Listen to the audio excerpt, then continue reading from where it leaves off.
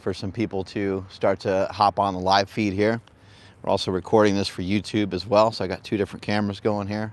We're out here in Davis, California, and I want to today explain some of the reasons why I left keto for carbs. I think something that might be, helpful for you guys is to understand maybe why I've adopted this mindset of being open-minded. Many years ago, I started to work on a lot of personal development for myself. I started to invest in, just trying to make myself better at a lot of things. And as I started to do that, it became more and more helpful and became more and more apparent that it was going to be really important for me personally to be open-minded. And so some people might think that I, just see a shiny nickel on the ground and I go, oh, what's that? And then I shift from that to picking up that nickel. But it's a little bit more like this. I see a shiny nickel on the ground, I pick that nickel up, I walk down the street and I see a shiny quarter on the ground and I'm like, because that shiny quarter is more valuable. And so that's a lot of what I'm trying to do. I'm trying to figure out what's going to be the most optimal. What's going to be the most optimal for me. And then after I try something for a little bit and I have even just a little bit of success with it, I start to get excited about it and I want to share it out with other people. For a while, I was stuck at 240 pounds. Then for just a small amount of time, I was stuck at 230 and boom, I got down to 220. And I've been kind of stuck at 220 for a little bit. And I've been utilizing low carb, keto type stuff. I wouldn't even call it keto. It's not really fair to call it keto because keto is high fat, moderate protein, moderate to low protein, and very, very little carbohydrate. What I was doing is almost more like a bodybuilding adjusted version of a low carb diet. And over the last couple years, I started to really recognize, like, dude, you're eating way too much fat. When I started the single digit body fat series, if you go back to some of those beginning videos, which it wasn't started that long ago, there's maybe like 10 or 12 episodes of it or whatever it is. But if you go back to the beginning of it, I'm promoting and talking quite a bit about low fat.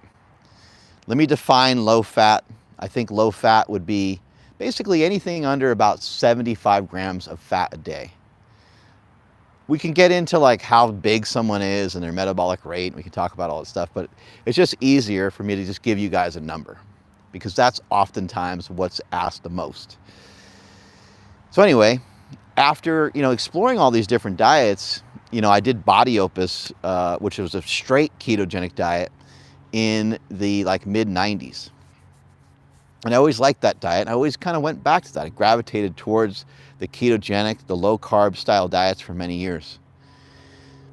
Years later, I found carnivore. And I liked carnivore and I liked some of what it offered, but I never really did carnivore for that long.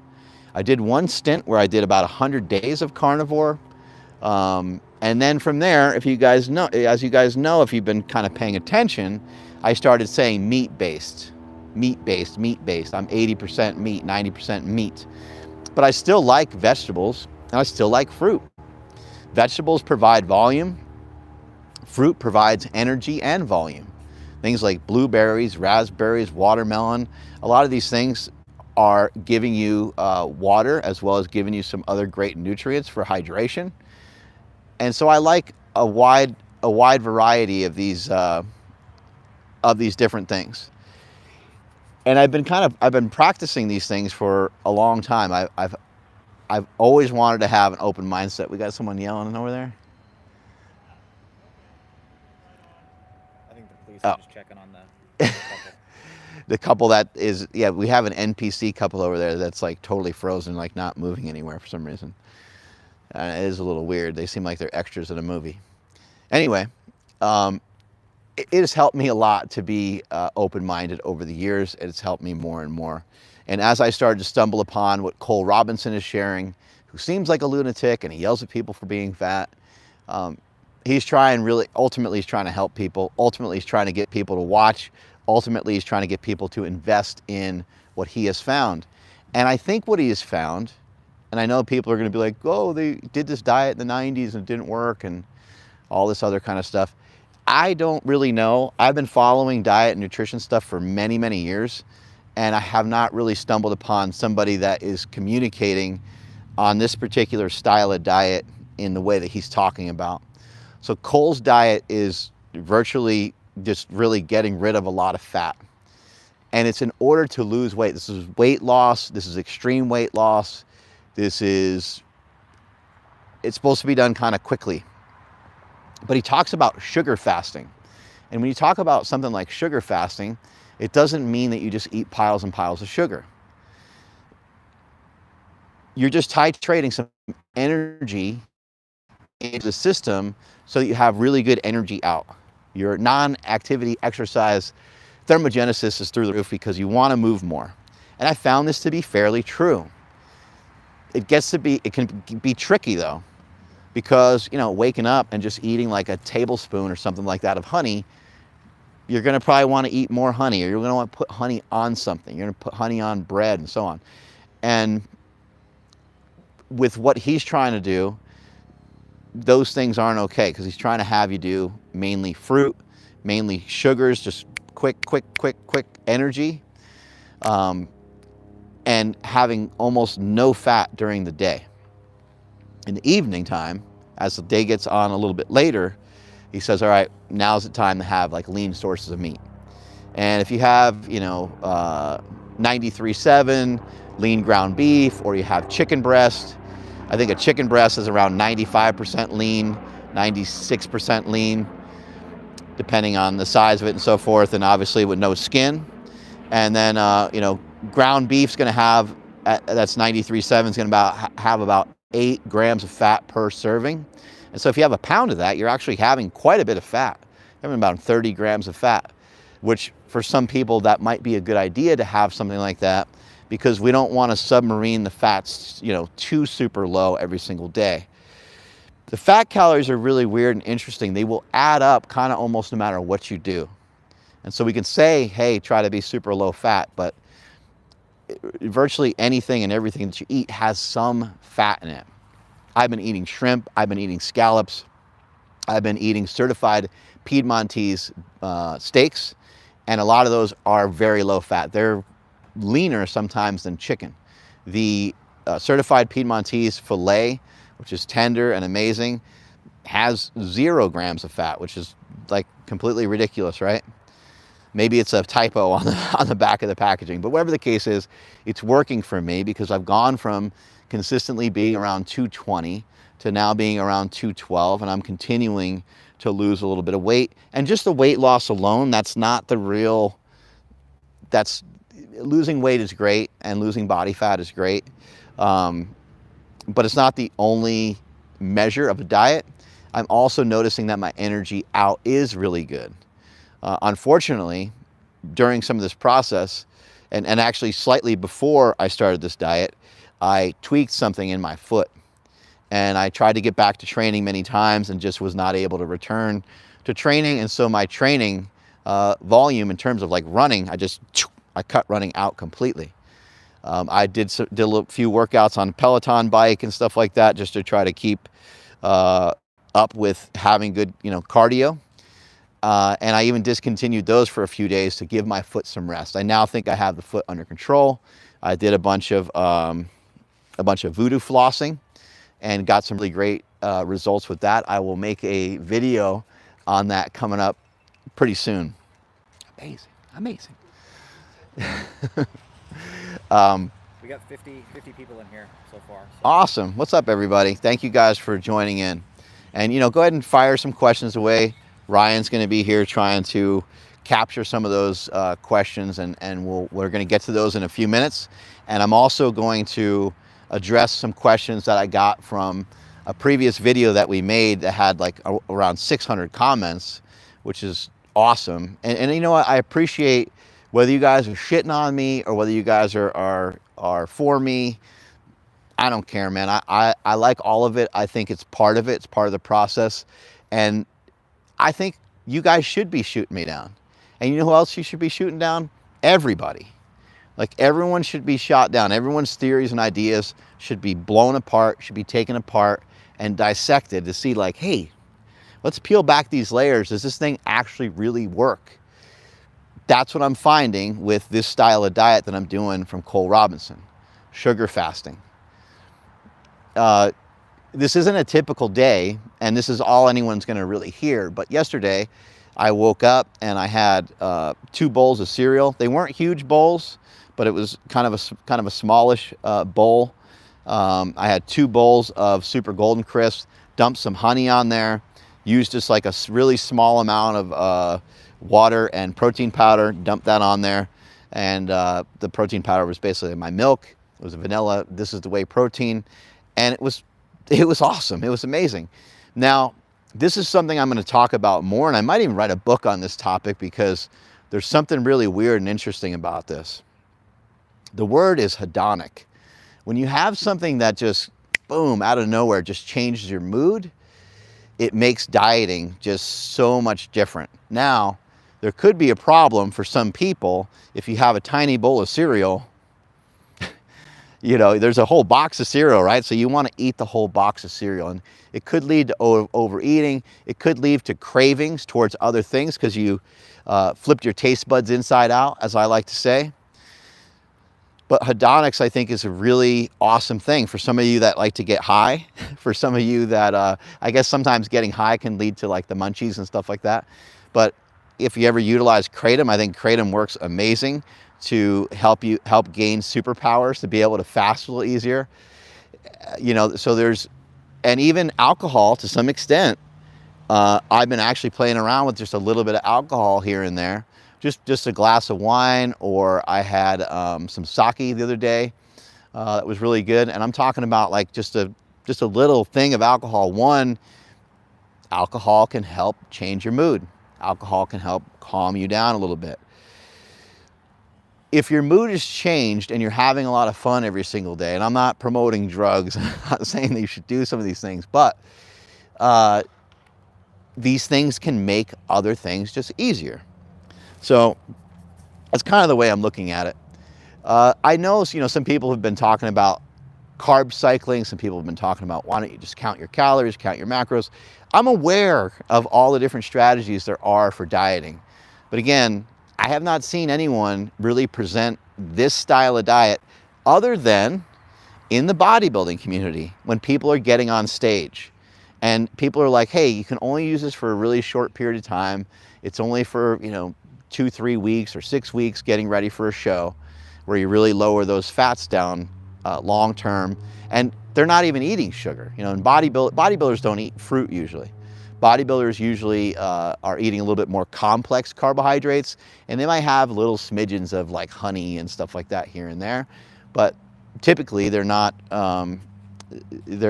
eating sugary stuff. In this case, we're kind of going opposite of that. You're not really consuming much in terms of complex carbohydrates, unless you're someone that's already lean. That's where Cole will say, hey, maybe once or twice a day, you're having potatoes, you're having rice, or whatever your favorite kind of starchy carbohydrate is. This whole time though, if you've been following along, the whole time I've been talking about carnivore, I've been talking about being meat-based, and I've been a fan and proponent of vegetables. I've been a fan and proponent of fruit. So it's not like, I'm not like jumping ship, and I would never completely leave the low-carb lifestyle. I enjoy that a lot, and I will most likely get back to that at some time, at some point. I also still think protein leveraging is really important. So protein leveraging is this idea of the more protein that you eat, it can help drive down calories, and it can help you make better decisions with your food, because it can knock down some of your cravings, going to help a lot with fullness. Again, vegetables are going to do that as well. Same with fruit. Those are all good options to try to fill you up without a crazy amount of calories. So that's one of the reasons why I moved to this diet, is I'm just always looking for an edge. That's why I'm not afraid to try functional patterns. Look, how interesting is this, right? I hang out with Zach Talander one day, right? And then just a couple days later, and I go to Zach Talander's concert, we hang out, we have a great workout session, and then just a couple days later, I'm hanging out with Naudi Aguilar. A couple days after that, Zach Talander blasts Natty Aguilar with a, is he a charlatan video, which I do not think I think Natty Aguilar is real as fuck. I think the information he has is off the charts. And the same thing with Cole Robinson.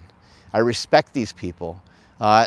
I may not always love everyone's strategy and everyone's way of, getting attention or their ways of driving interest. Like I think I don't really like the fact that Cole I like the fact that Cole blasts a lot of the low carb guys that don't really look like they're in that great a shape and stuff like that. I think some of that's kind of cool. But I think Dr. Sean Baker is a legend. I think Dr. Sean Baker I think he's remarkable. He's very explosive, he's very strong, and he's a dangerous dude. He knows jiu-jitsu. He's really, he's a powerful human. He set some pretty good records on the rower. And I just think that, I think it's fair to take shots at people. It's fair to take shots at everybody to some degree. But Sean Baker is too real. He's too real and too substantial to try to hit with stuff that's just not really true. Sean Baker, first of all, is not fat. He may not be shredded, but he's not fat. But I do think that Cole did bring up something really interesting in his conjectures towards Dr. Sean Baker or towards some other folks, saying that when Dr. Baker did get really lean, what did he do? He pulled down his fats, right? I think you can also make an argument in terms of health. That's healthy to have some fat. So I think Sean Baker looks amazing, number one. But number two, I think it's good to have a little bit of body fat on you. I think the body fat level that he's at, I think is great. He might have to downsize to hit some of his goals with his 400 meter because he's a very large guy, he's 6'5", and he's like 260 or whatever.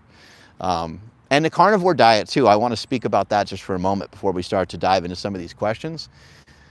The carnivore diet, I think, it's an amazing epiphany for some people. It's an just to know that you have this freedom. I think that's what a lot of this is about. A lot of this is about empowering you guys. And if you go back years ago, I created something called Operation Get Less Fatterist. Operation Get Less Fatterist talked about a bodybuilding diet, a keto style diet, and I think there was something else in there. It was like bodybuilding, keto, vertical diet. It was just like a mix of a bunch of different things. And I think that you guys should expose yourself to a bunch of different diets. Try a bunch of different diets. For myself, I might be carnivore for a day. Still, I might be carnivore for a day. Just maybe a week ago, I went out to eat with my wife, and I got this this meal, which is basically this giant thing of seafood. Cioppino, I think it's called, is what it was. Anyway, it was off the charts. It was absolutely amazing. That's the primary thing I ate for the whole day. I'm trying to think if there was anything else. Maybe I had some shrimp cocktail or something like that. So yeah, that day was basically all meat. There's days that I might go through where I eat fruit and vegetables. That's a vegan diet, right? There's days where I might not eat at all. You guys have heard me talk about fasting. You've heard me talk about dry fasting, where you're not even drinking any water. I'm willing to try and do it all. And for myself personally, it's not a gimmick. I'm not trying to, I've already made my millions of dollars. I still will continue to make a lot of money with my products for Slingshot, my products from Within You brand. I would say that I don't feel I need to do these videos, but at the same time, I need to do these videos because I'm compelled. I have a lot of energy. I want to get this information out there. I want to communicate with as many people as I can about the things that I'm learning and the things that I'm finding. Dr. Peter Itea said in an interview that he thinks one of the reasons why statins can be really useful and why these PKS9 inhibitors or whatever they're called, I probably got some of the name of that wrong, can be really helpful in helping to drive down people's ApoB, and why he thinks you might need why he thinks he personally needs a medical intervention or needs pharmaceuticals to keep his ApoB at a certain level is because he said, quote unquote, it's just not that reasonable, and it's too hard to ask yourself to have low enough amounts of fat every day to keep your ApoB in check. That's super interesting. Isn't that what Cole Robinson's talking about? Lowering your fats down to these levels that people have not really talked about before? I know, again, people are gonna go, oh, they did this diet in the 90s and the food pyramid, and people made all these, people weren't eating truly low fat. You gotta really get rid of a lot of the fats. And these young kids out there that are sugar burners, eating their gummy worms and stuff like that, you know, maybe they tend to overindulge, maybe they eat a little bit too much of that stuff or something like that. But you want your body to be able to do that. Why is it? Why? Just why is it? Think about this for a moment before I start to answer some questions. Why has Joe Rogan and a bunch of other people said, when I eat pasta, I just want to go right to bed? Recently I was talking to a friend and they were like, yeah, man, if I have carbs, like I'm taking a nap. But then what do people say about their kids? They're like, oh, little Joey, like if he, don't give him those, please. I beg you, grandma, grandpa, do not let him have frozen yogurt with a bunch of caramel sauce on it, and because frozen yogurt is low fat and high sugar, and that kid will be bouncing off the walls, right? Or if a kid eats a bunch of gummy worms or Sour Patch Kids or something like that, they're going to be going bonkers, right? How come we don't get the same response? And then also, is it possible for us to start to train ourselves to be able to react to sugar the way that a kid does? Can you get more insulin sensitive? And the motherfucking answer is yes, because you can train your body to do anything.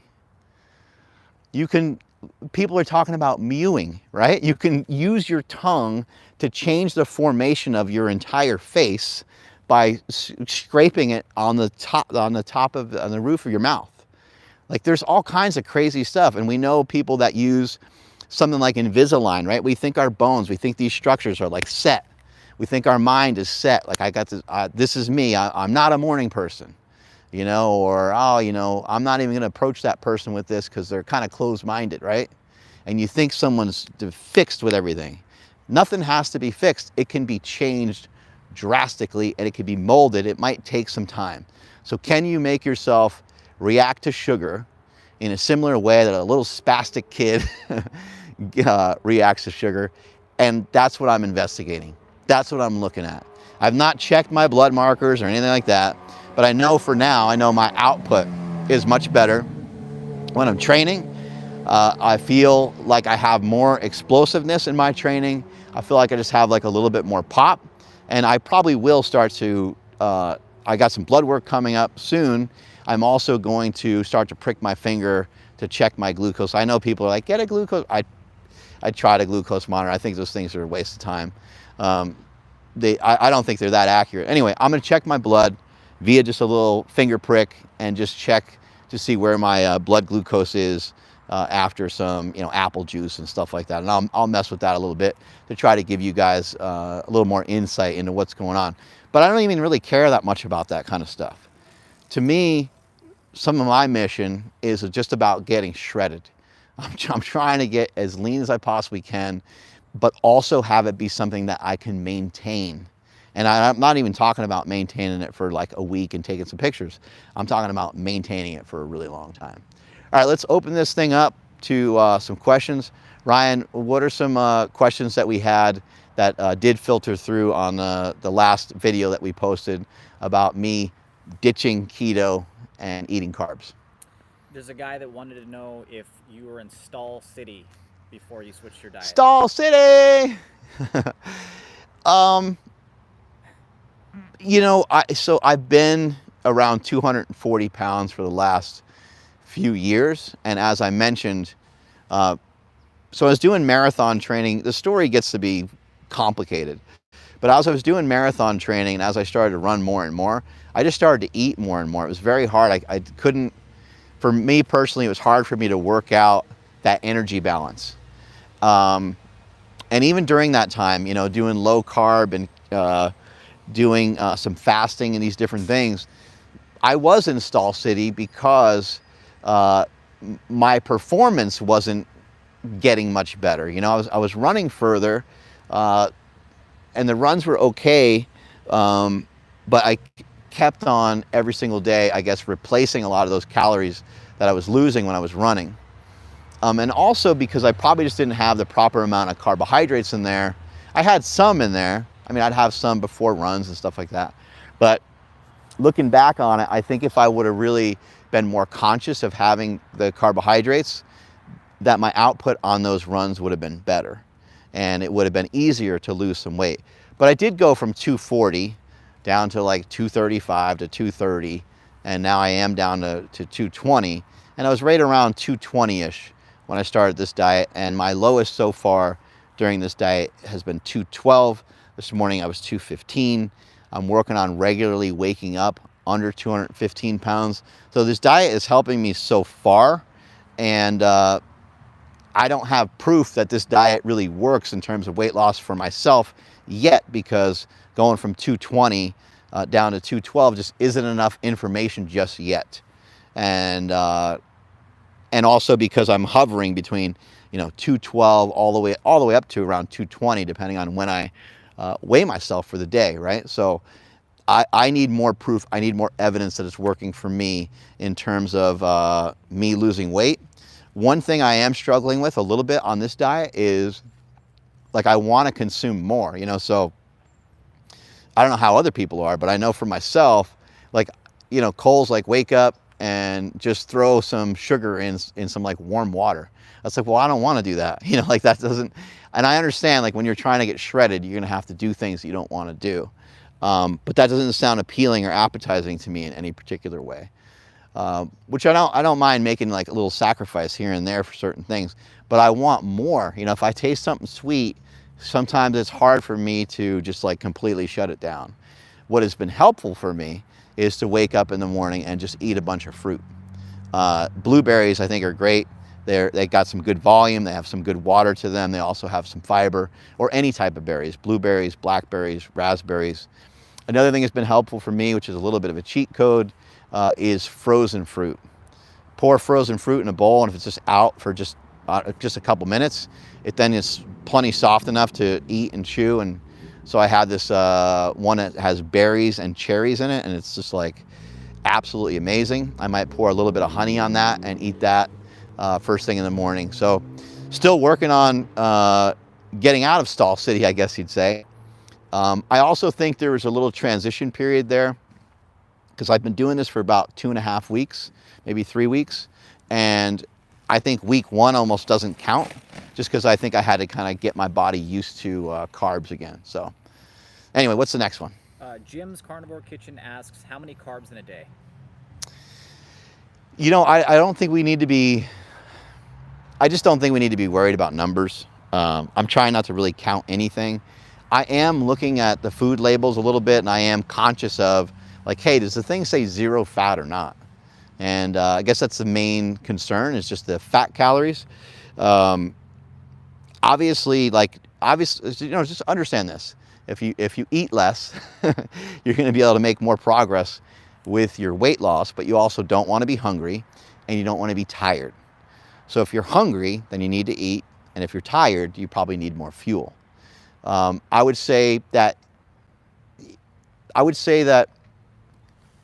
there's 2 things to think about. One is, if you can make it through most of the day with not a lot of calories, that is pretty awesome, right?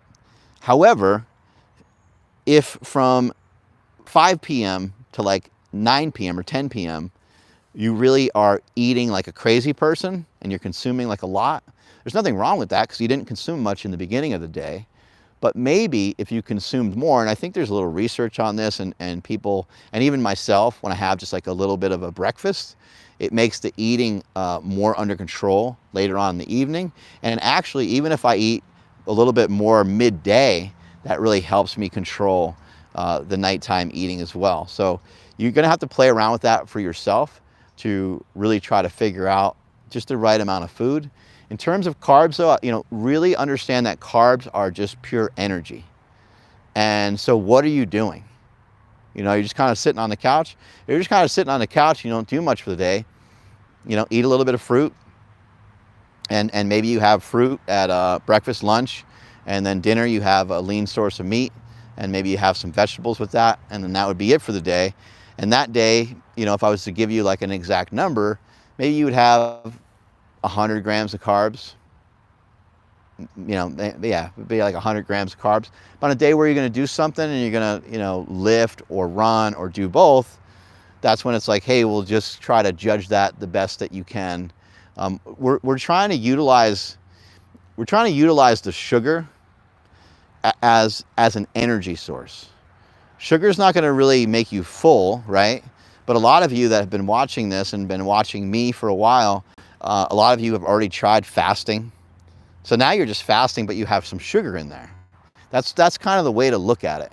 And then also, your carbohydrates are going to be good, quick energy, but they're not necessarily something that's going to like fill you up at all. And so if you're having trouble getting full, that's where you're going to want to eat like a good amount of fruit. Vegetables are awesome. Throw some vegetables in there too, because vegetables they're literally just volume. They don't really cost you much in terms of calories. Vegetables rarely have like a lot of sugar in them or anything like that too. So those are some options to try to help keep the hunger at bay. JP503 asks, do you mess with any candy in this diet? Yeah, I have some gummy worm or Sour Patch Kids. I got the bigger ones. Those things are really nice. I think there's like 100 calories in like 4 of them. So,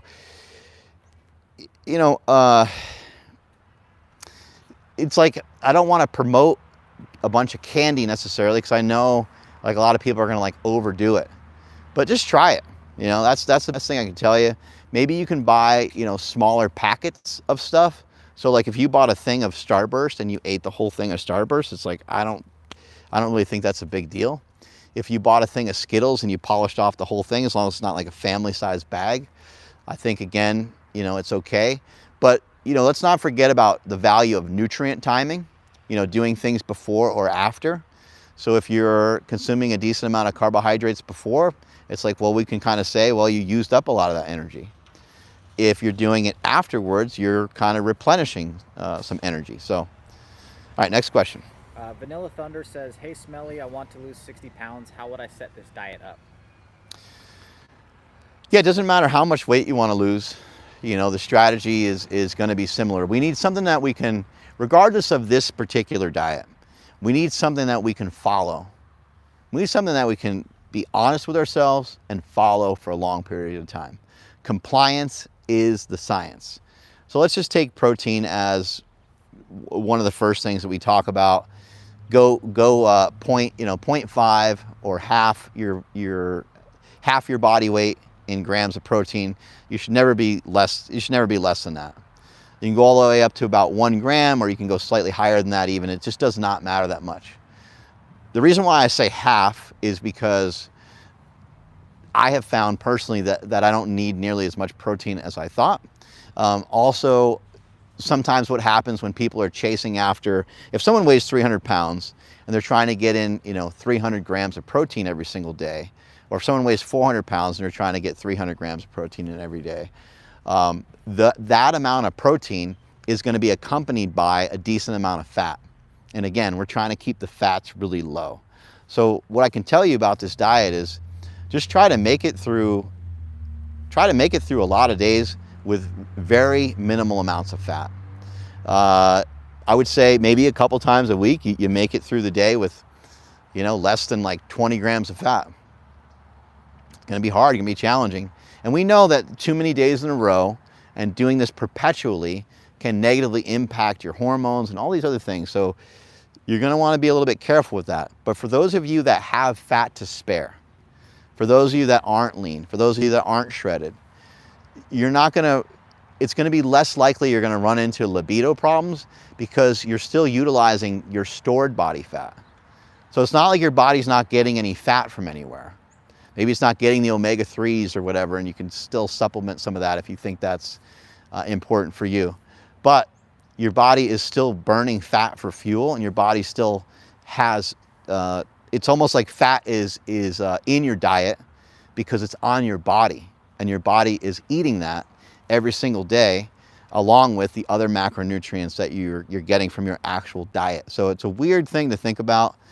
For those of you that are like maybe under 12% body fat, under 10% body fat, you might have to negotiate all this a little differently. I mean, yesterday I intentionally had lean ground beef as part of my last meal because I was like, you know what, it's important for me to get some of the nutrients that I need from fats here and there. And so that's why I did that yesterday, but I'm already very lean. So you'll have to kind of judge that part by yourself. In your mission to lose 60 pounds, you got to find also routines and activities that you can stay consistent with as well. Walking, biking, you know, whatever you can get consistent with. But again, the way that this diet goes is fruit in the morning, fruit for lunch, fruit for dinner. The fatter you are, the more that you want to run that same play every single day. So that would be 0 grams of fat. You know, if you did fruit and vegetables or something like that, maybe end of the day. Remember, salads can be fake news because they could be accompanied by a lot of calories. So you want to use like a balsamic vinegar or apple cider vinegar or just whatever dressing you can find that has no fat. But if you made it through the day, and I know that's vegan, but if you made it through the day and had fruit, and a big old thing of salad, maybe throw some a bunch of lean chicken breasts in there, that would be an amazing routine. Now, can you realistically follow that for many days in a row? Probably not, but that doesn't mean it's not sustainable. It just means that you're going to have to do things slightly differently on some other days so that you can continue to throw that routine into your diet. And I think you're going to lose tremendous amounts of weight if you're able to do some of that. I have a quick question. Do you have any difference with like digestion or bloating? No, I feel awesome. Really do. I feel really good. I'm somebody that has been eating fruit for a long time. I'm somebody that has been eating vegetables to some degree. Like, I don't eat a lot of vegetables, but I've been consuming more of them recently. And I was eating some before. And I like fermented stuff as well. Fermented vegetables. I don't really do a ton with raw vegetables, but now that we're talking about vegetables, I'm thinking, you know what? I probably should be gnawing on some raw vegetables here and there. Like, it sounds like diet hell to be like, you know, chewing on some celery or something, but it's really not. I think it's actually kind of, I think all these things they're good things to have in your nutrition plan, because sometimes you just want something to chew on. But I'm eating like a decent variety of stuff. I have cottage cheese, I have yogurt. You know, we also need to, we can't forget that diet, or nutrition rather, needs to be nutritious, right? It has to be like nutrient dense. And so you're gonna get a lot of stuff from lean ground beef, or I'm sorry, you're gonna get a lot of stuff from lean meat in general, whether it's chicken or fish, or, you know, a lot of people don't think that chicken has any like nutrients in it at all, but that's not true. Especially because like then people are like, oh, eggs are super nutrient dense. But chicken has a lot of great things in it, as well as turkey and just other things. You're going to get a lot of the nutrients that you need from all over the place. But yeah, in terms of like bloating and stuff like that, yeah, I've been pretty good with all that. SK1893 wants to know, let's see here, if your satiety is the same. Is there any difference with satiety? It's just amazing. Like, there's always a lawnmower or yeah, it's like you literally can't go anywhere here in Davis without there being a lawnmower going on, a weed whacker, or a leaf blower all year round. It's amazing. What was the question again? SK1893 wants to know about satiety. Yeah, that's been pretty good. I mean, look, if you're gonna be lean and you're gonna start to like pull your face in and all that kind of stuff, you're gonna be hungry, and being hungry is good.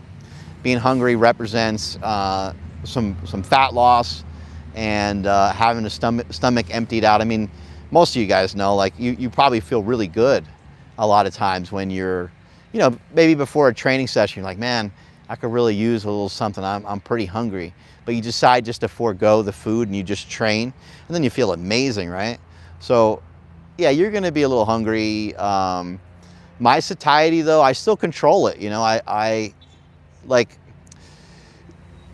there's two ways of looking at it. You can just fast and like just not eat, right? Or you can have an orange or have a banana. I mean, there's been studies that were done. I mentioned this on the Joe Rogan show, and my brother and I were on there together. There were some studies where people decided to eat more. People decided to, in this study, they had people eat large amounts of fruit.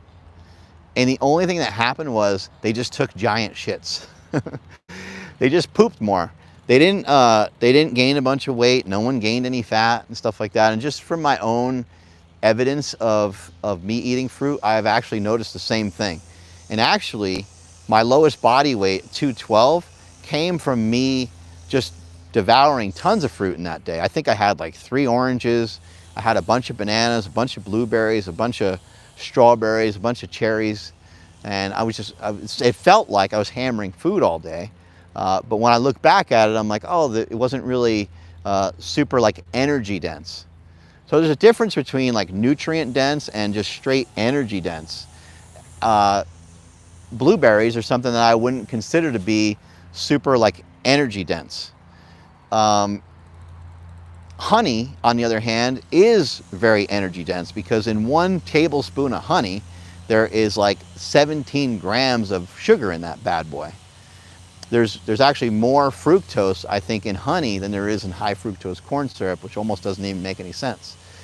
And some people have questions about fructose and stuff like that, but again, there hasn't been, to my understanding, there hasn't been any research or information that I've seen that's been just on straight up fructose, without the fat calories, without the calories from all the other bullshit that people are eating. Matt OD asks, do you find mental clarity is affected at all as you switch to a higher carb diet? If so, does that concern you? I know that people talk about that a lot with the keto style stuff. I think that I think mental clarity comes from a restriction of some sort, you know, or just being really set and regimented with something, along with perhaps being in a caloric deficit. So yeah, I don't have brain fog. I've never had any of that shit. I don't even necessarily believe in any of it. I know that, like, that's why I never talk about it, because people probably think I'm a dick because I'm just like, yeah, your brain fog is stupid.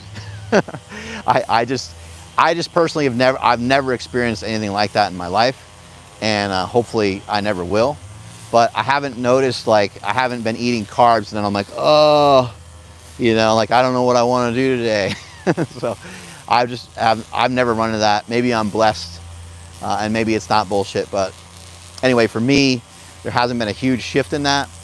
And I just think, you know, a lot of people say we've been lied to. I don't know if we've been lied to about certain things, but I think that we've been told like half truths, and a half truth can be a lie. But also I think that we've been like maybe just like not told the full story. So like, carbs are bad, right? Yeah, they're not bad. I mean, we used to say fat is bad, right? And then we said fat is good. You know, we keep going back and forth on all these things, but carbs and fat are both horrible when you start to slam them together and you start to have them. If you can control your calories and you can eat fat and carbohydrates together, then it's less harmful, or maybe not harmful at all. Maybe seed oils aren't harmful at all. Maybe sugar's not harmful at all. Maybe most of the things we've been hearing about for a long time just aren't harmful whatsoever. They don't cause heart disease. They don't lead to diabetes if the overall energy you're consuming every single day is controlled or managed in some way, whether it's you have high energy output, or whether it's you're just managing the overall amount of food that you're consuming. George wants to know if you have any tips for binging. Yeah, binge on healthy stuff, and go ahead and you know, occasionally allow yourself to binge. Just flat out let it happen, but have it be better than what it was previously. I think we'll have to move here in a minute because we've got some more of these guys moving around here. I'll grab this. Let's just start to move now. We're going to be on the move because there's more. Apparently, it's an emergency to be weed whacking and stuff. I didn't be able to flip the camera if you need to. Oh, okay. Well, I'll just kind of leave it here for now. So just bear with me. I'm just walking to a location that is less in need of manicuring. Let's just go this way, and we can probably set up right by some of those trees. This will only take a moment. I really do want to hammer a lot of these questions, especially that were asked in the last. I'll just go in that shade right there, Ryan.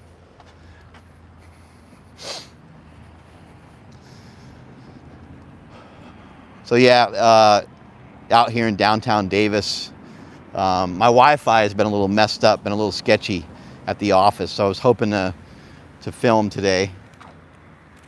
That'd be a decent spot for your camera and stuff. All right, here we go. So let's see if you can. Do you have a couple questions from the last? You want to make sure I'm in the frame or whatever. Yeah, I can pull it up. There's a few questions on here, though. This guy wants to know, G. Hopkins, has anything changed with PEDs as far as what agents you are using or dosing? Curious if anything has aided in achieving this awesome look.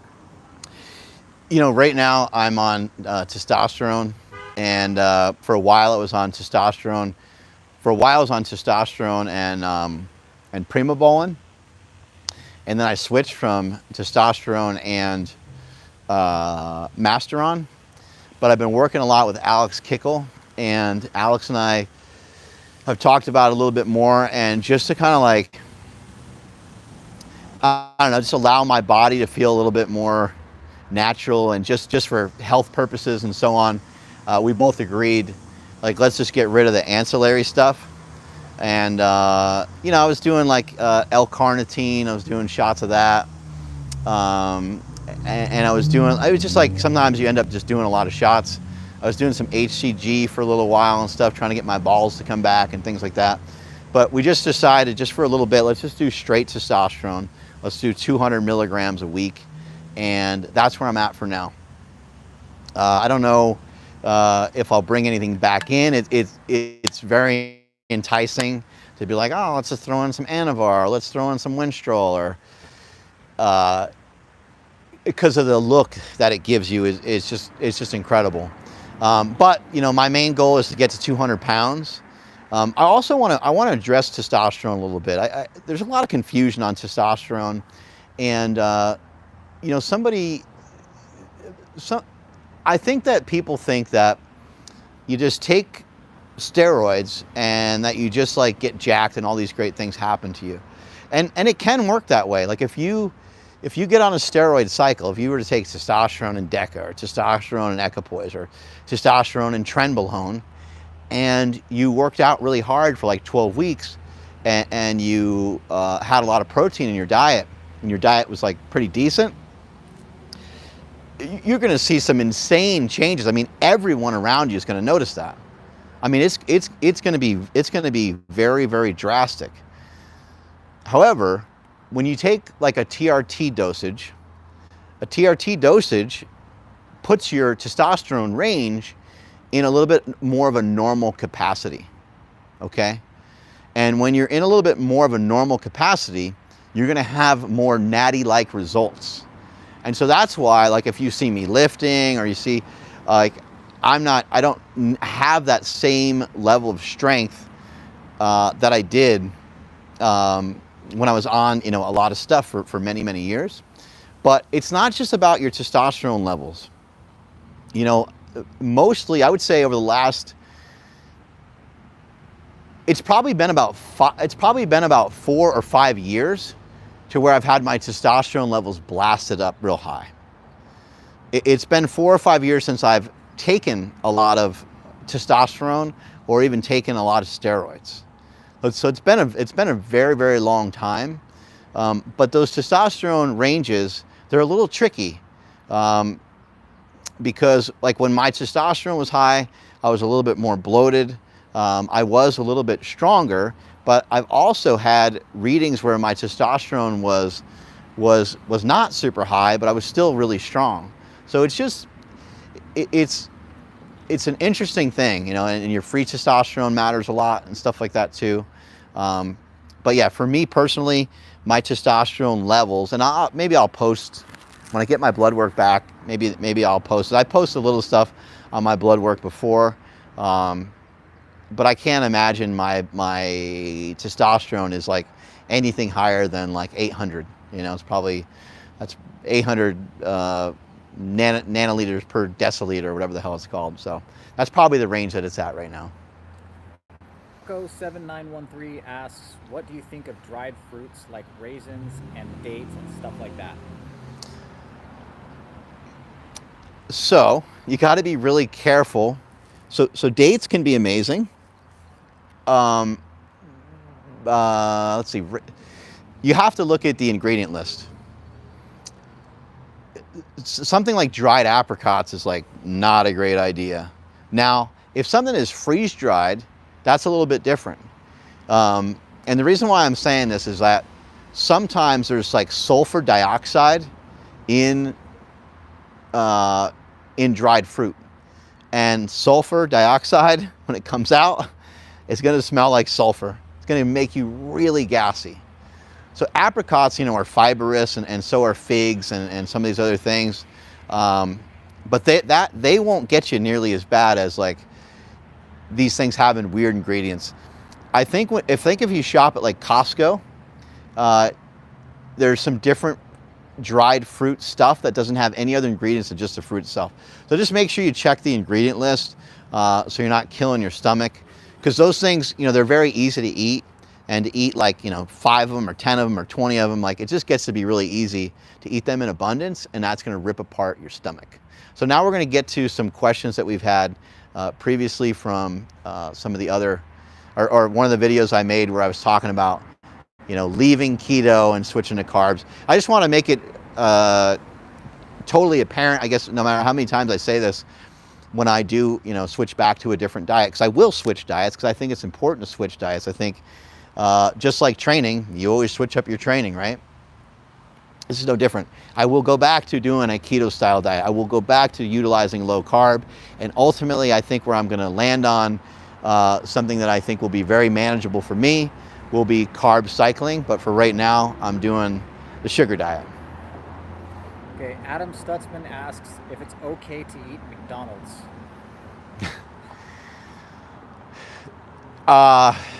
It's a funny question, right? But there's nothing. This kind of goes to show you that Americans have been eating way too much fat. There's really not anything at McDonald's that you could get that is free of fat. And it's part of the reason why McDonald's will make you fat is because it has a lot of fat. Again, I know you can track your calories and you can make room for McDonald's. I'm not an idiot. I've studied all the diets. I understand you can do that. And if you just had small fries and a little tiny cheeseburger, it probably wouldn't hurt your diet much. But the only thing you could probably really order from McDonald's that would have much value would be like a soda, you know, a Coke or something like that, because then you would get, you know, nice energy from that because it just has sugar. But almost all those pops and sodas and stuff, they all come with caffeine, which I'm not a huge fan of, like blasting too much caffeine. So yeah, there's really nothing at McDonald's that has much value. I do know though, their cones I think are low, like modest grams of fat, or at least they used to be. So if you go in there and just get they used to be $1.07. It was 99 cents, but with the tax it would be like $1.07. I used to get them all the time. A vanilla cone from McDonald's is I believe it's primarily sugar and lowish in fat. Mr. Goodall CD says, if you're in a caloric deficit and your glycogen is full, why wouldn't your body just burn the glycogen for energy? It probably would. Yeah, it probably would.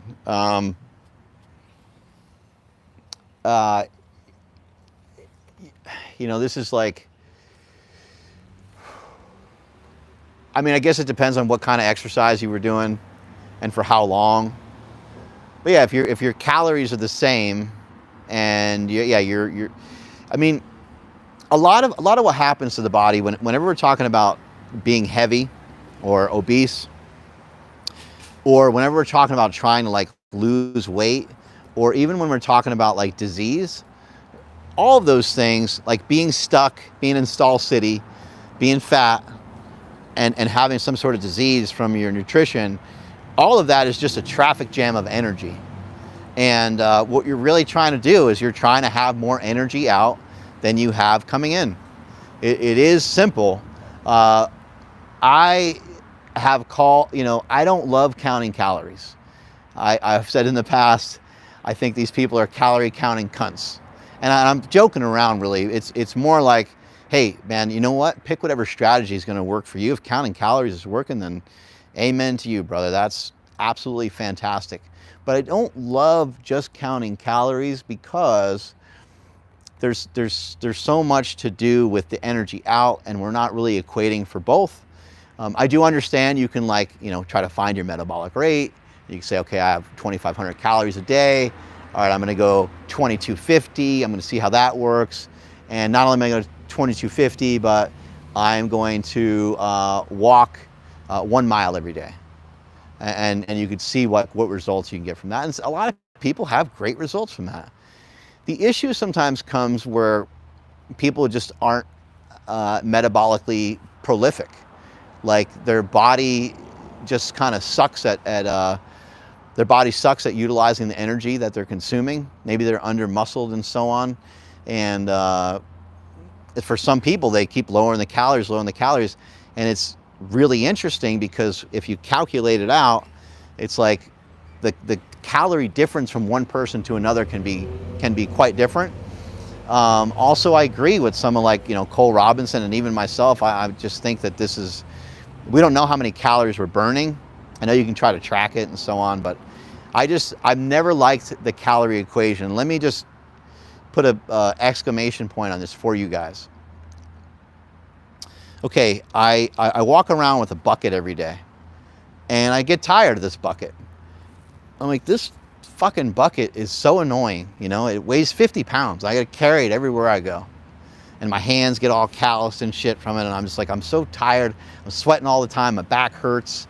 I carry it one side, I carry it the other. I'm getting all lopsided, and I just hate the goddamn thing, right? And I'm like, I want this bucket.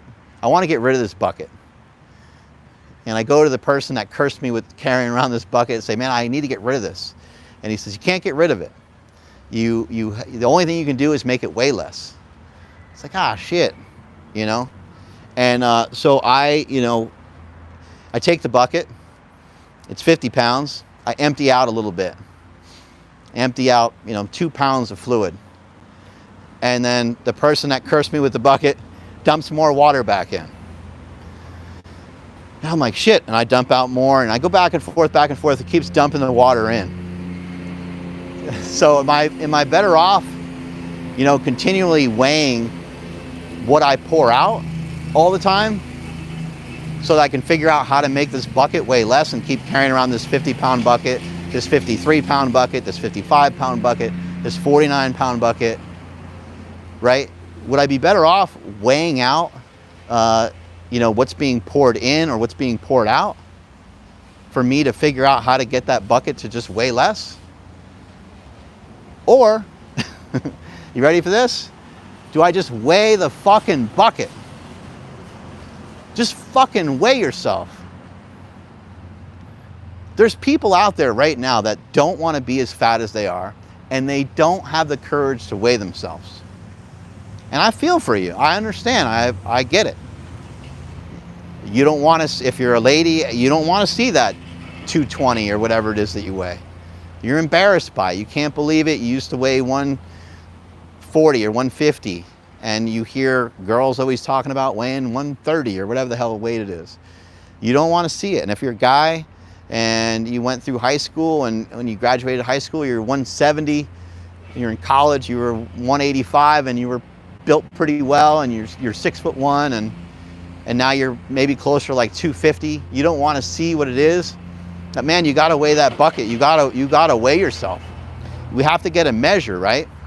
And we don't need to weigh and measure meticulously all the other shit. We don't need to worry about your 300 calorie burn on you being on a bike for a half an hour or whatever, 20 minutes.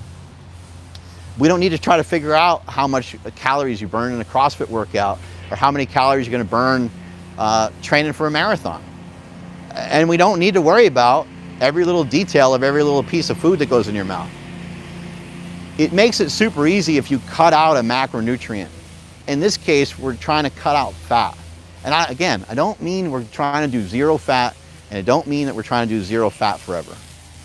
Just cut your fats way back. For those of you that are on a carnivore diet and you want to adhere to that carnivore diet and you're having fun with it, but you still kind of look like shit, cut back on your fat. I see so many people. I just saw a post from a guy today who, you know, who's a diet coach, he's a guru, and I just like, it's not that the guru has to look good, but it's like, you're not in shape. You're not lean. I just went out to Dragon's Lair out in Las Vegas and trained with Joe Sullivan.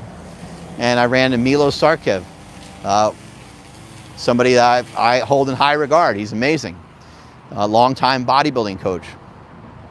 And he was like, holy shit, man, seeing you in person is different. He's like, I knew you were lean, but damn, he's like, this is amazing. That's really cool to get that kind of response from somebody like that that's seen so many people. There was another bodybuilder in there who competed in the Olympia this year. And I was on the Stairmaster while I was waiting for Joe to come in for the workout for the day. And I'm just like, you know, drenched in sweat. And the guy comes over, he's like, man, he's like, you're shredded year round. He's like, it's awesome. He's like, you know, I'm always going up and down, because he's a bodybuilder, high level bodybuilder. And so that kind of shit is awesome. And I'm not saying that everyone needs to shoot for that, but you would think if you're giving out nutritional advice and you're trying to share stuff with people on how they can get in better shape and be lean, you would think that you at least meet some of that criteria of being in shape and being lean yourself, because hopefully the diet that you're doing is working great for you. And again, I don't think you need to be shredded to be able to share information, but you should be pretty damn lean, I think. Griggs wants to know if you remember doing CBL and carb night. DBL. I don't remember what DBL would be. CBL. I don't Oh. know if that's carb. Oh, oh. Backloading or something like that. Oh, yeah, carb, yeah. So, yeah, the name just alluded, Kiefer, John Kiefer. John Kiefer, you know, he was ahead of his time with a lot of stuff that he talked about. He actually wrote an article about nicotine probably 15 years ago, and about how awesome it could be for weight loss. He had some interesting strategies. I know he was a big fan of caffeine too. He was like, if you're gonna diet, you blast a lot of caffeine. But there's another guy who like wasn't really ever able to do much with himself. And I just, again, the coach and the guru does not have to be the guy, but they need like a lot of evidence. And evidence number one is like, let me see what this guy looks like. Do I want to look, you know, does this guy get himself lean? Does this guy get himself in shape? Is this guy capable and able? Does he have good like output? Is he able to do like cool shit?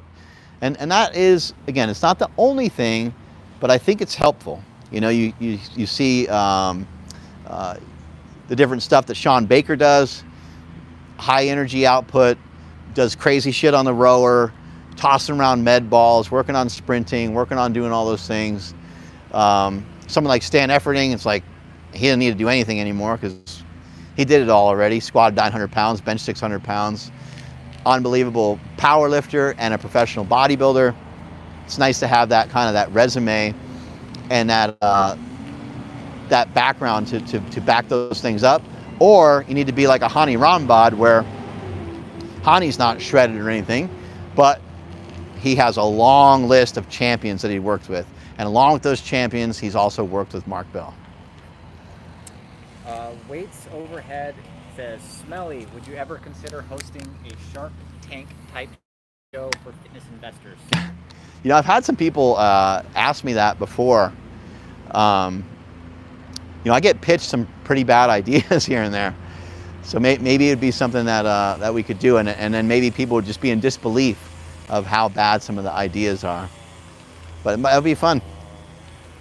Fall Guy asks, what are your thoughts on rice and eggs and rice and hamburger together at meals? Holy shit, man. Rice and eggs. God bless you. That's a good one. Rice and eggs is really, really good.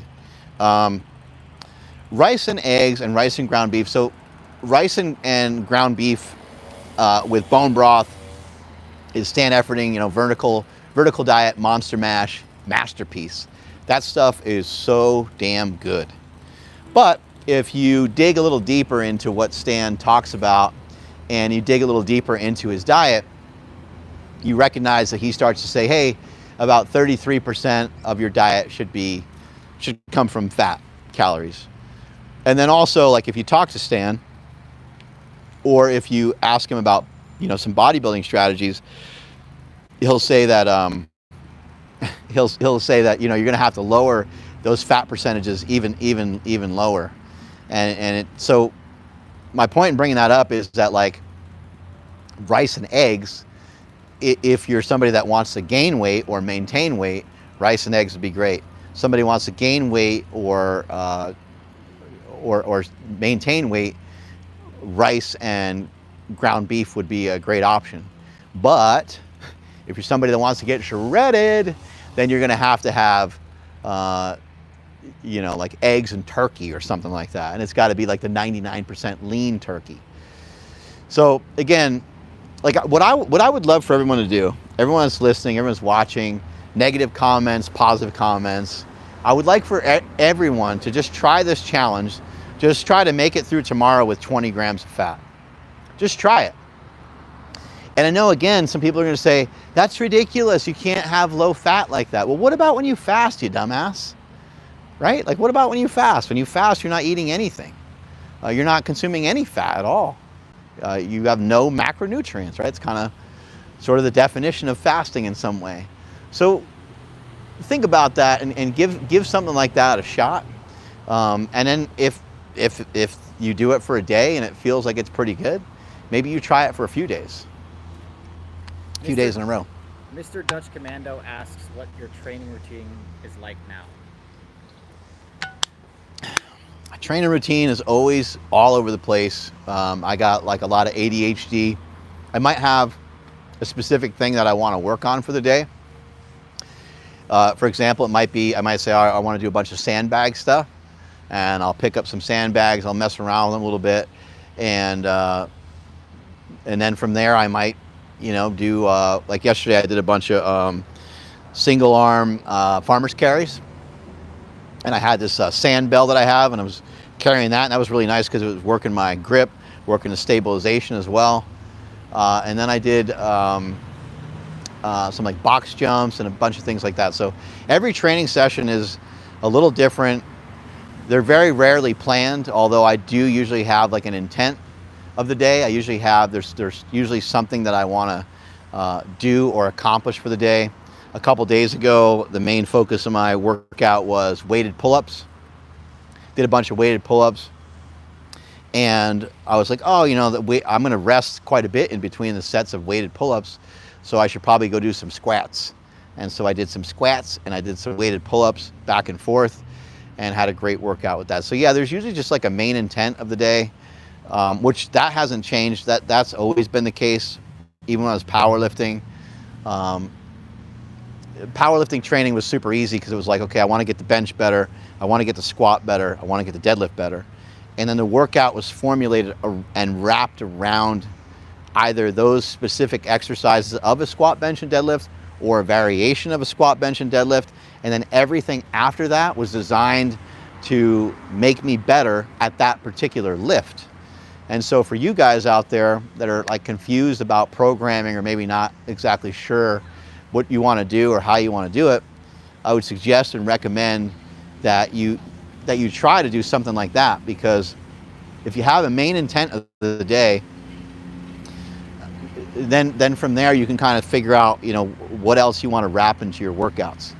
If you're somebody that you know, is someone that's trying to get into like more sports or trying to be more athletic in some way, it might be good to like enter your workout around some like body weight movements, like walking lunges. And they could be weighted walking lunges, but it might be good to start out with that movement to start your workout, and then have everything else that you're going to do in the workout help make you better at whatever athletic endeavor you're chasing.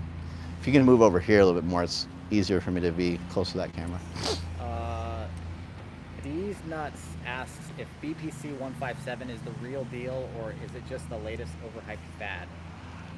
I never had it do anything for me that I could notice.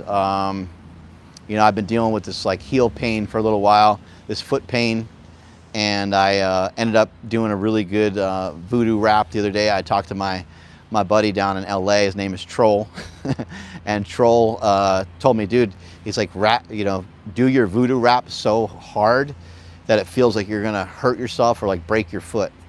Like rather than like, you know, 50% wrap or 70% wrap, it's like wrap your foot. It's wrapping your foot with a rubber band, by the way. You can get them on Rogue Fitness, and it's a voodoo floss, and it's you wrap injured area up, your elbow. This works for most of your joints, and I wrapped it on my foot really hard, and then I got up and I did a bunch of movements with my feet and with my toes, stretched my toes back really far, walked a bunch, walked forward, walked backwards, and left that thing on for like 3 or 4 minutes, and it felt like I was going to die.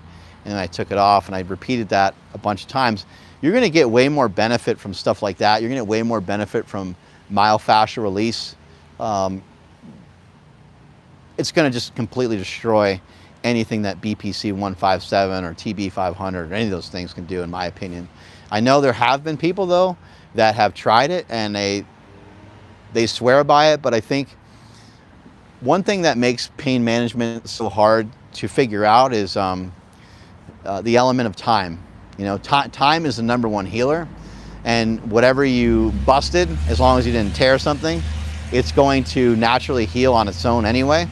And so if your BPC 157 treatment starts a week after you were injured, and then 2 or 3 weeks goes by, was it the BPC 157, or was it just the fact that more time went by? And that's the same thing with Advil and Tylenol and aspirin and all that stuff. None of those things actually do anything for the actual injury itself.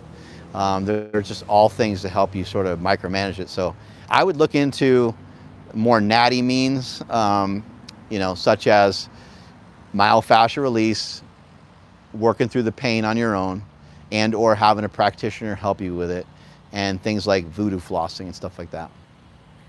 Rusty Nail is asking about how to schedule cardio in a powerlifting program. How to schedule cardio and a powerlifting? Well, it's really easy. You just start to do it. Your cardio, like the only way that your cardio is going to negatively impact your strength is if you're super fat and super out of shape. Otherwise, it shouldn't have much of a negative impact. If you are, if you're going to like cycle, like ride a bike or something like that, or if you're going to do like the Stairmaster, those things could potentially take your legs away a little bit. If you're talking about like running is not an easy thing for people to get into, especially if you're heavier. So it really depends on the type of cardio that you do. I would recommend real basic, real easy stuff. I'd maybe start with like some rope flow, because rope flow is going to give you a lot of other benefits. That's where you see Seaman and I doing all the weird ropey stuff, and David Weck. That would be a really good start, because that doesn't requires zero skill, and it's going to be something that will help free up your spine and allow you just to move better. So you're going to be getting like a lot of bang for your buck. Another great piece, another great thing to maybe utilize is just walking, and then weighted walking. You know, throw on a weighted vest. The reason why I'm a huge fan of walking too is just getting outside. You know, get outdoors, get into nature, and just do that shit as much as you can. As a power lifter, you know, it would be good to raise up your heart rate a bit with things like sled drags and stuff. So if you sled drag and you do the rope and you go outside and do stuff, you're going to get like multiple benefits rather than just getting like one benefit. If you were to go on a bike and do 30-minute workouts real hard on a bike, a Peloton bike, or if you were to do like the Stairmaster, you could just be like kind of wearing your legs out quite a bit, and it might have a little bit of a negative impact on your squats and stuff like that. But you asked how to program it, so if that's what you have access to, you know, is a stationary bike, and elliptical trainers are great, Stairmaster can be great. I would say just position them so they're like after leg day rather than like on leg day, or they're after you trained your legs. You know, if you just trained your legs that day, or if you trained your legs, you know, a day or two before, that would probably be a good way to implement that cardio. But cardio and powerlifting, they go together really well. The better shape that you're in, you're not only going to recover from your workouts faster, you're going to recover from your sets faster, and not only recover from your sets faster, you'll even recover from your reps faster. So you handling 100-pound dumbbells, if you have better cardio and you normally can do the 100-pound dumbbells for like 10 reps, you might be able to do them for 11 reps, you might be able to do them for 12 reps, or you might be able to do them with less rest in between, which is another way to kind of stack on volume or add intensity to your workout. Fall Guy asks, what about blood glucose spikes and insulin spikes when doing low fat? Yeah, glucose spikes are awesome. And you know what's even better than a glucose spike is an insulin spike. Those are supposed to happen. That's what happens when you're a healthy person. You consume glucose or you consume carbohydrates. The body, you know, somehow magically turns into glucose, and it sends a signal to the pancreas, and the pancreas starts to put out insulin. And then the insulin's like, yeah, like, because why does a bodybuilder inject insulin? You know, it can be a deadly drug, and it's not a great thing to say on YouTube. It's not a great thing to promote, but there is no better drug than insulin. It's awesome, but we produce it naturally. And when you're a young kid and you consume sugar, your body knows what to do with that sugar.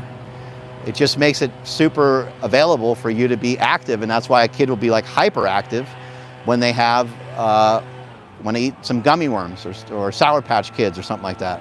Kid will almost like freak out, right? For us, we're trying to be more insulin sensitive. We're trying to figure out how, when we eat our carbohydrates, we can be a little bit more like a little kid. The only way you're going to be able to do that is to eat like a little kid every once in a while and just eat some straight up sugar.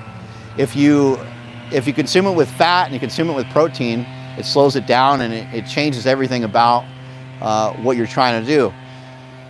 Initially, a lot of people thought that was a good thing, and it can be a good thing because you don't always want that just to be slammed, you know, completely through the roof.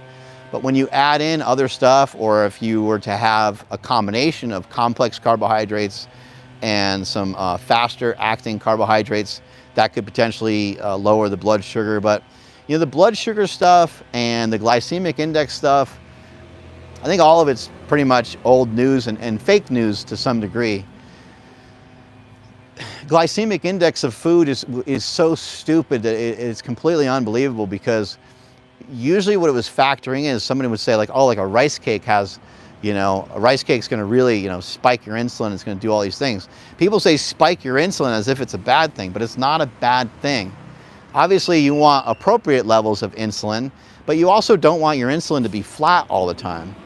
If your insulin is flat all the time and you consume saturated fat quite a bit, like someone that's on a carnivore diet, you could be setting yourself up for insulin resistance, which is wild, right? Because you're like, wait a second, I thought insulin resistance was from people just kind of, you know, burning out and kind of crushing their insulin because they're consuming so much sugar all the time. And yes, it is because of that, but it's also because they're consuming too much fat. Again, you end up with this like energy traffic jam, and we don't want that energy traffic jam. Energy traffic jam is gonna make you fatter. It's gonna make it harder to lose weight. And the energy traffic jam happens when we get into like a caloric surplus. But back to the kind of original question is, there's concern over, spiking your insulin and spiking your glucose. We want that, especially certain times of day. So a lot of times people wake up and their cortisol might be a little high. Sometimes at the end of the day, it might be a little high, it might be stressed. Guess what the best anti-cortisol supplement in the world is? I'm gonna sell it to you right now. You can get it from me for $19.95. You have to pay that every month for the rest of your life. It's called carbohydrates. Carbs are great. They are great to help you to lower cortisol. On top of that, carbohydrates are awesome and amazing at just making you feel pretty awesome. You get an opportunity to eat something sweet or something sugary after a long day, it can be pretty awesome. The problem is, and the annoying part is like you can't have it with the fat, so that eliminates all the cool stuff: cookies, donuts, ice cream.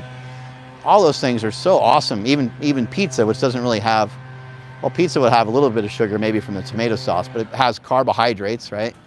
Yeah. So anyway, we want an insulin spike, and we want to get used to that.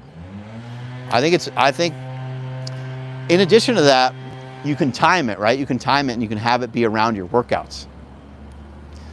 A little bit of carbohydrates, a little bit of fast-acting carbohydrates, maybe an hour, half hour before a workout would be a really good idea. And then secondly, post-workout is going to be another great opportunity for that. I did mention insulin just being like amazing, but well, insulin, at least it's my understanding that insulin helps the carbohydrates, the glucose that's in your blood, it helps it get driven into the area that you want it to get driven into. And in this case, we want it to get driven into our muscles.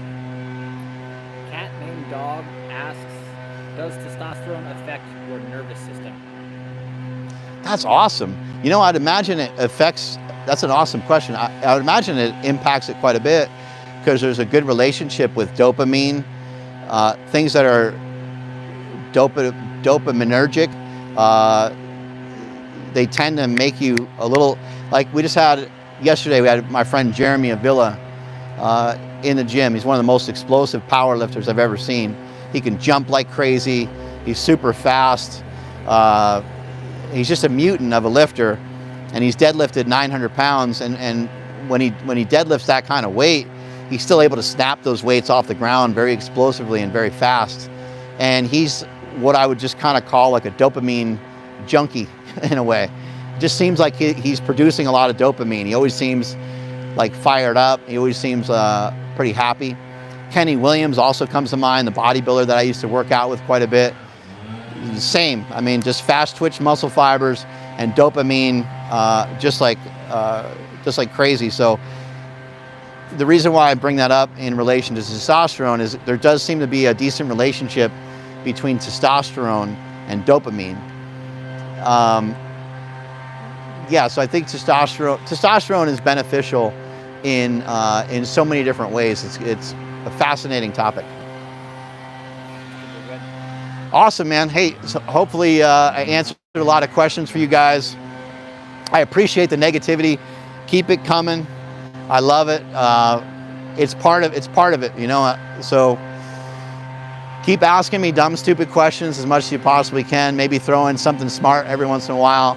If you can find somebody that you know that is smart, because I know you're not smart enough to ask an intelligent question. Strength is never weakness, weakness is never strength. Catch you guys later.